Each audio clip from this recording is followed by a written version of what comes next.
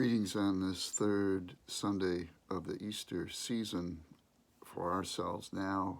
The scriptures give us the poignant story from Luke about the two people on their way to Emmaus, much discouraged by believing that they had lost everything, that Christ was gone from their lives. And Donald Sr., in his reflection in the Chicago Catholic, speaks about this whole thing of making a journey, being on the right path. It's a metaphor of the human experience that runs through the entire Bible.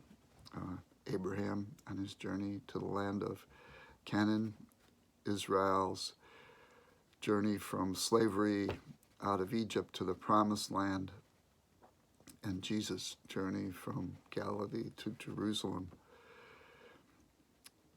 The two people on the road to Emmaus, Cleopas and his companion, speak about their hearts burning within us while Jesus spoke to them on the journey, while he was recounting for them the tales that they remembered again from the scriptures, from their tradition. And it was Jesus, at their invitation, saying the blessing and breaking the bread with them, that enabled them to open their eyes and recognize the presence of Jesus. We believe, as Christians, our faith tells us that we will come to the eternal banquet, that will come to the fullness of life with our Creator, with all of God's creatures forever. But it's getting there that's the challenge, isn't it? We realize, especially now, especially during these days of quarantine, how central the sacramental breaking of the bread is to our Christian identity. It's another experience of Eucharist for us.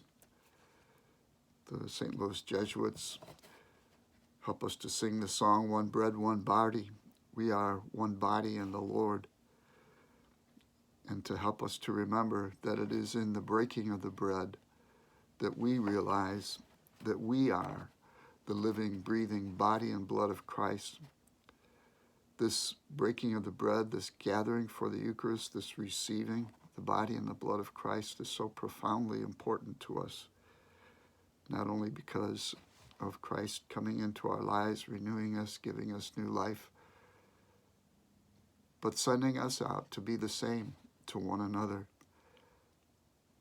and how poignantly and profoundly we are aware of that these days.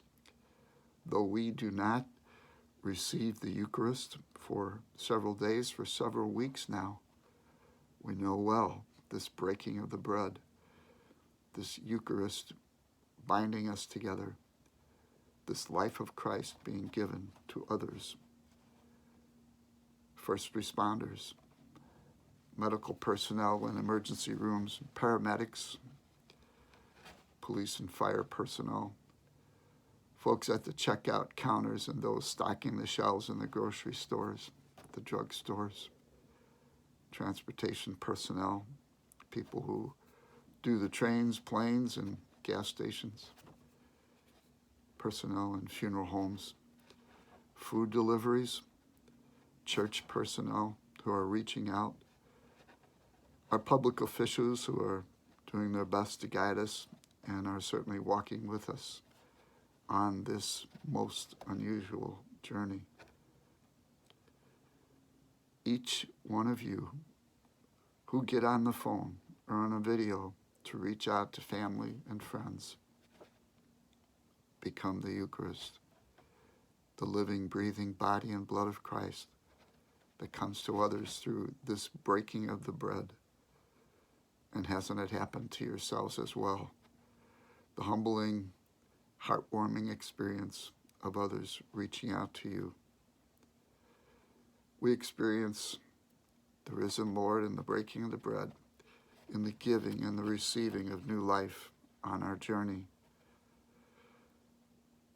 It's just the journey itself that we're not sure of. And so we pray, Lord, show us the path of life.